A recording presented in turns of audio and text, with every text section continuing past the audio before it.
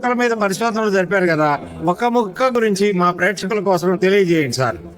ఇది multi vitamin plant అండి. ఆకులు ఎలా ఉంటాయి, కరివేపాకు ఆకుల్లాగా. ఈ ఆకుల్లో అన్ని మల్టీ వైటమిన్స్ ఉంటాయి, న్యాచురల్ మల్టీ వైటమిన్స్. ఓకే. మనకి సాధారణంగా ఇన్ఫెక్షన్ కానీ జ్వరం కానీ వస్తే డాక్టర్ దగ్గరికి వెళ్తాం. జ్వరం వచ్చినప్పుడు, ఇన్ఫెక్షన్ ఉన్నప్పుడు body cannot produce multi vitamins on its own. అంచేత మీకు ఇన్ఫెక్షన్, రోగం వచ్చినప్పుడు ఆ రోగం ట్రీట్మెంట్తో పాటు మల్టీ వైటమిన్ సప్లిమెంటేషన్ ఇస్తారు డాక్టర్. ఎందుకంటే ఆ టైంలో వైటమిన్స్ ప్రొడ్యూస్ చేయలేదు. ఓకే.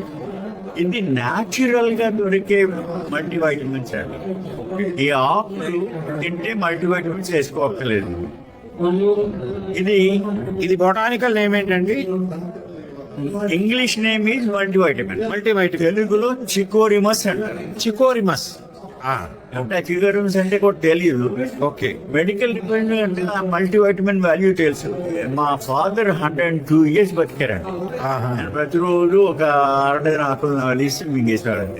రుచి వాసన ఉండదు, కరివేపాకు ఆకుల్లో ఉంటాయి. అవును, చూడటానికి అట్లానే ఉంది, కరివేపాకు లాగా. ఇది కొంచెం ముదురు రబ్బులు 400 పట్టుకొచ్చానండి అందరికి ఇవ్వటానికి. ఆ రబ్బ మోర్ దాన్ భూములు మాతేస్తే 15 రోజుల్లో చిగుళ్ళు వస్తాయండి.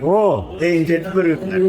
అది కొంచెం లావు అయిన తర్వాత ఇంత లేత రొబ్బు అయితే రాదు, కానీ కొంచెం లావు రొబ్బులు అయితే మళ్ళీ కట్ చేసి మీరు ప్రాపగేట్ చేసుకో. వెరీ గుడ్, వండర్ఫుల్ ప్లాంట్ అండి. వెరీ గుడ్ అండి. థ్యాంక్ యూ అండి. మా భారతీయ టీవీ ఛానల్ కు మీరు స్పెషల్ ఇంటర్వ్యూ ఇచ్చి గురించి అన్నారు. ఇంకో 2